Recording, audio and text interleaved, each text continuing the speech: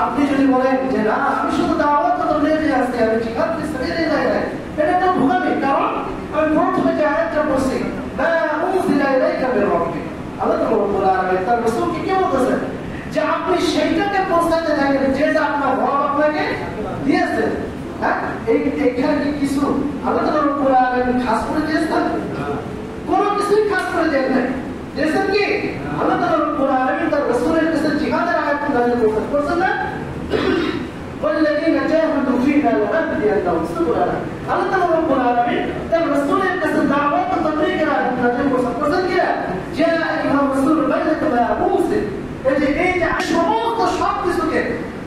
সমস্ত সবকিছুকে আলাদাভাবে বয়ান করা হয়েছে, একটা মাত্র বিষয়কে আল্লাহ রাব্বুল আলামিন খাস করে বলছেন, সেটা হচ্ছে কি পৌঁছানো বিষয়টা আল্লাহ রাব্বুল আলামিন খাস করে বলছেন। এর ভিতরে আলাদাভাবে যেটা বলছেন মা উরসিল, যে যারা কিছু নাযিল করা হয়েছে সমস্ত বিষয়কে আপনি পৌঁছাতে থাকেন। সম্মানিত হাজিরিন, আজকে আমরা খিলাফত কি এই বিষয়ে আমাদের কোনো ধারণা নাই। জানেন কি খিলাফত কি? কে কে জানেন? তাহাতুমের খিলাফত কাকে বলা হয়? কেউ কি জানেন আপনারা? খিলাফত হুজুর আমরা জানি না, আমরা তাহাতুমকে খিলাফত কাকে বলা হয়? খিলাফত হুজুর জানে না? ইসলামী খিলাফত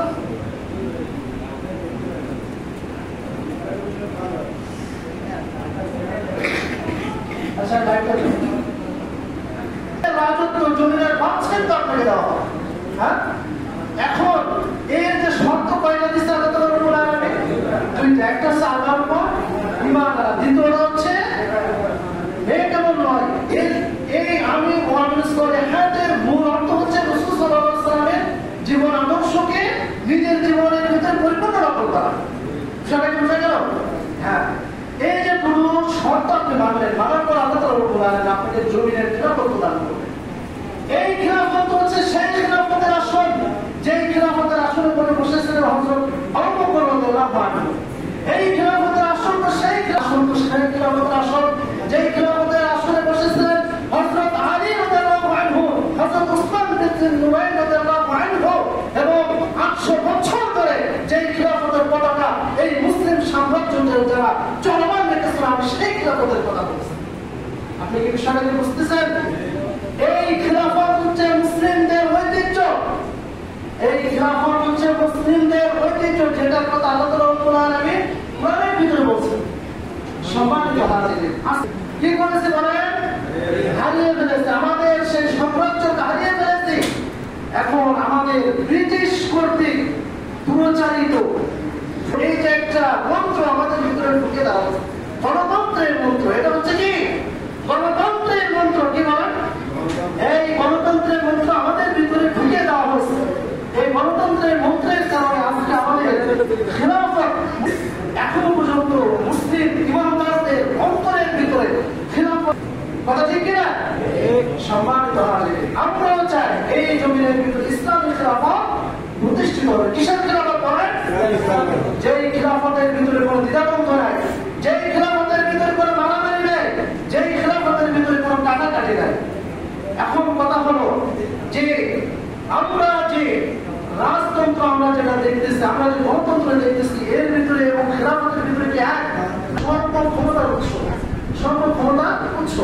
কিন্তু খিলাফতের প্রথম থিওরি হচ্ছে কি আল্লাহ হচ্ছে সমস্ত ক্ষমতার উৎস। কে বলেন?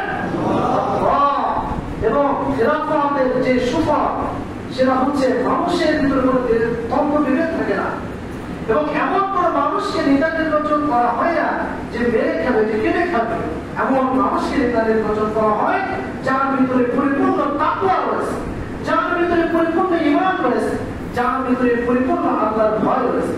সম্মানিত হাজিরিন বললাম, এবং পরিপূর্ণতা বোঝাতে আরো অনেক সময় প্রয়োজন।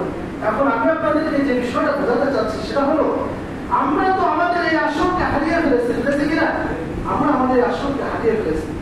এখন গণতন্ত্র যেভাবে আমাদের মাথা চেপে আছে, আমরা আমাদের খিলাফতকে যদি আবার ফিরিয়ে আনতে চাই, তাহলে আমাদের যে শায়েখরা আছেন তারা বর্তমানে যে পদ্ধতি অবলম্বন করতেছেন, আমি আপনাদেরকে সেই পদ্ধতির কথা বলতেছি। তারা বলতেছেন যে মুসলমানের ভিতরে আর কোনো ভেদাভেদ নাই,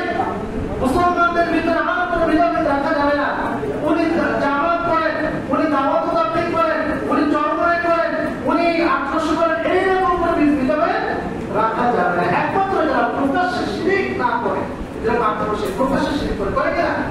আক্রোশে প্রকাশ্যে শিরিক করে, এরকম মাঝখানটাকে প্রকাশ্যে শিরিক করে। এরকম যারা প্রকাশ্যে শিরিক না করে, যারা ইসলামের কথা বলে, এদের সবাইকে এক হয়ে এক করে আল্লাহর রশিকে আপনি ধারণ করে দেওয়ার চেষ্টা করতে হবে। হ্যাঁ, তো আমাদের এখন কি করতে হবে? আমাদের করণীয়টা কি? আমাদের আসল তো আমরা হারিয়ে ফেলেছি। আমাদের করণীয় হচ্ছে আমরা যে সিঁড়িতে উঠতেছি এটা হচ্ছে গণতন্ত্রের সিঁড়ি। এটা কিসের সিঁড়ি বলে? আমরা কোথায় যাবো? আমাদের উদ্দেশ্য কি? জমিনের রাজত্ব, তাই না? কিন্তু আমাদের সিঁড়িটা হওয়া দরকার ছিল রাসূল সাল্লাল্লাহু আলাইহি ওয়াসাল্লামের জীবন আদর্শ। কি বলে? রাসূল সাল্লাল্লাহু আলাইহি ওয়াসাল্লামের জীবন আদর্শ, এইটাই আমাদের মূল সিঁড়ি হওয়ার কথা ছিল। কিন্তু এই সিঁড়িটা না হওয়ার কারণে বর্তমানে আমরা আমাদের খিলাফত আসনকে আমরা হারিয়ে ফেলেছি। আমরা বর্তমানে যে আসনে আছি সেটা হচ্ছে কি? গণতন্ত্রের সিঁড়ি। আচ্ছা, গণতন্ত্রের সিঁড়িটা কেমন? আমি আপনাদের উদাহরণ দিয়েছি, বুঝাই।